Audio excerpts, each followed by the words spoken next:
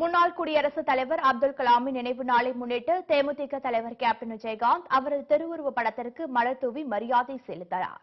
மக்கள் ஜனாதிபதி என்று போற்றப்பட்டு அப்துல் கலாமின் 2ஆம் ஆண்டு நினைவு தினம் நாடு முழுவதும் இன்று அனுசரிக்கப்பட்டு வருகிறது. இந்நிலையில் சென்னை கோயம்பேட்டில் உள்ள தேமுதிக தலைமை அலுவலகத்தில் மலர்களால் அலங்கரிக்கப்பட்டிருந்த அப்துல் கலாமின் உருவப்படத்திற்கு தேமுதிக தலைவர் கேப்டன் விஜயகாந்த் மலர் தூவி மரியாதை செலுத்தினார்.